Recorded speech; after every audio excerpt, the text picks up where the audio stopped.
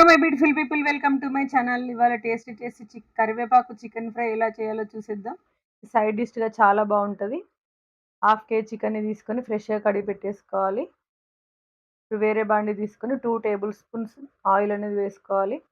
దీనికి ఆయిల్ కొద్దిగా ఎక్కువగానే పడుతుంది. చికెన్ అందులో వేసుకొని బాగా కలుపుకున్న తర్వాత చిటికెడు పసుపు, 1 టీ స్పూన్ అల్లం వెల్లుల్లి పేస్ట్, 1 టీ స్పూన్ సాల్ట్, ఇవన్నీ వేసుకొని బాగా కలుపుకోవాలి. మనకి వాటర్ అనేది మొత్తం పైకొస్తుంది. ఆ పైకి తేలిన తర్వాత మనం లిడ్ పెట్టేసుకొని ఒక 10-15 మినిట్స్ అనేది సిమ్ మంటలో చికెన్ అనేది మంచిగా బాయిల్డ్ కావాలి. వేరే ప్యాన్ తీసుకొని 1 టేబుల్ స్పూన్ ధనియాలు, 15-20 ఎండుమిర్చీలు, 10-15 మిరియాలు, 2 రెమ్మల కరివేపాకు వేసుకొని డ్రై రోస్ట్ చేసుకోవాలి.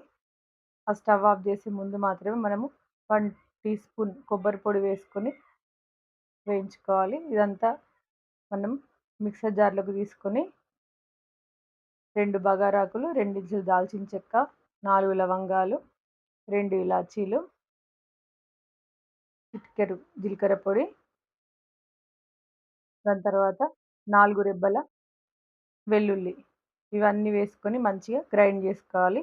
ఈ పౌడర్‌ని మాత్రమే మనం ఈ చికెన్ ఫ్రైకి యూజ్ చేస్తాం. తర్వాత మనం లిడ్ ఓపెన్ చేసి చికెన్ అనేది మంచిగా బాయిల్డ్ అవుతుంది.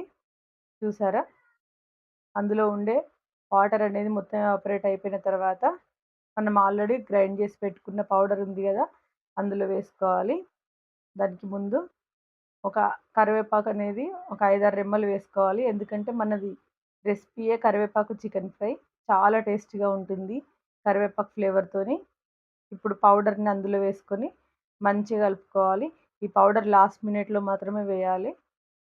దాని తర్వాత బాగా కలిపేసుకొని దింపేసుకుంటే సరిపోతది. ఒకవేళ మీకు ఆయిల్ అనేది సరిపోనట్టు అనిపిస్తే ఇప్పుడు మీకు ఆయిల్ కూడా కొద్దిగా పోసుకొని మీరు మంచిగా ఫ్రై చేసుకోవచ్చు.